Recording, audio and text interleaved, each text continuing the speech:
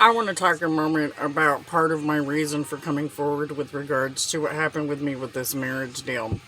First of all, when you put your hand on the Bible and you swear an oath or a vow to God, it's eternal. And it says in the Bible that when you swear a vow, it's within your best interest to make good on that vow immediately and quickly. It's said repeatedly in the Bible. And one of the reasons that I wanted to come forward about the situation, first of all, I didn't really have a choice because my daughter was wrongfully removed. And I knew that that marriage was at the core of the situation. And that in the end, that it would be one of the things that would be focused on. Specifically because of the fact that, I put my hand on the Bible at James's request. I want people to understand that he sought me out. I didn't seek him. He came to where I was at in a group home and provoked the relationship to the point where he came to me and he asked me to marry him. I didn't ask him to marry me.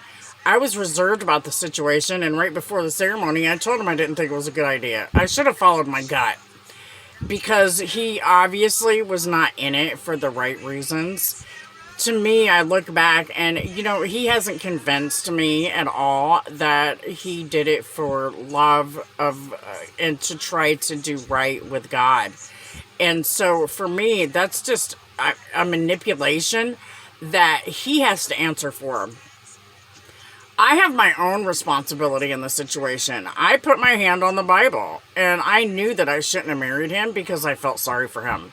I married him for the wrong reasons, and I want to let people know that when you do something like that and don't stop to think that that's an eternal situation. I put myself into that position when I said I do with my hand on the Bible. I can never get out of that because I did it of my own accord. Yes, James provoked it. He sought me out at that group home. He has to answer for that. He has to answer for his intentions because his behavior up to this point shows what his intent was. And as far as I'm concerned, because he never made good on his vows to me or to God, he did it with intent to just get out of something and to fail to take accountability and responsibility for his actions. Me and James had a history. What happened in LA was not the first time we had an encounter.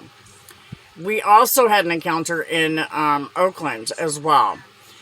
Just so people are aware. Now, I was 6 when that happened. And which is why I say what I say with regards to the situation.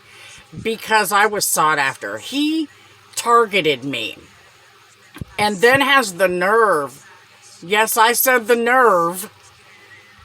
To do what he's done with regards to Project Veritas. James has to answer for that. I have to answer for my own set of things, including the fact that I knew when I put my hand on that Bible that it was an eternal vow. I didn't stop to think about the long-term effects of my own actions, and I want people who are considering marriage to think long and hard before they make the mistakes that I made and the mistakes that James made.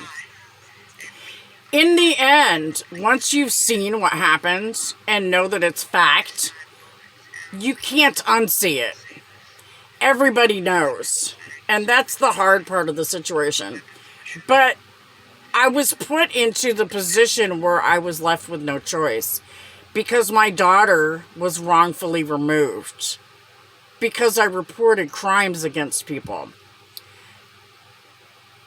Some of these people thought it was real funny to treat me the way they did. They may or may not have realized that by withholding my medications, by failing to give me the insurance that I qualified for, they put my life at great risk. Some of them may have intended to do that. They have to answer for that. James does too, because he's right at the core of all of it. You can't unsee what him and Project Veritas did. My purpose is to let people see so that they can make better choices. What happened to me and my kids is horrible. It should be fixed. Is James going to man up and do what a man's supposed to do? Or is he going to continue to act like the little boy he's behaved in the past? That's his choice and his decision. Just know that people that behave like that are miserable. I can see from a distance that James is not happy. He keeps drama and chaos all around him. I'm not down for that type of life. I like peace in my home. I don't like the type of stuff that he has going on in his life around me. I made the decision to not take that route a long time ago.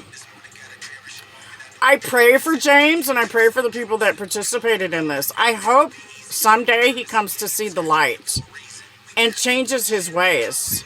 Maybe if we all pray, it might help him to find the spirit that he needs and lost along the way.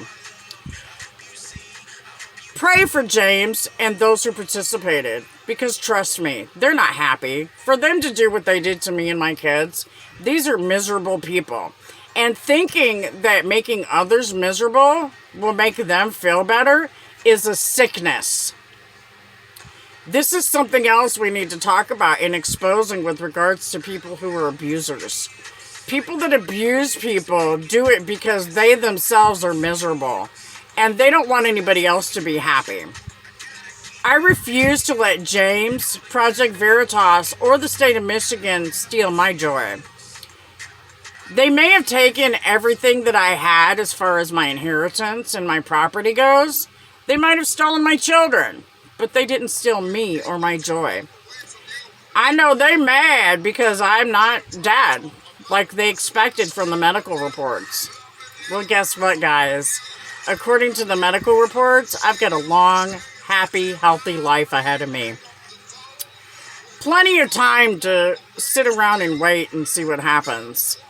I know for now, I'm married, and so is James. He can't get out of it, and neither can I, because we both swear on the Bible.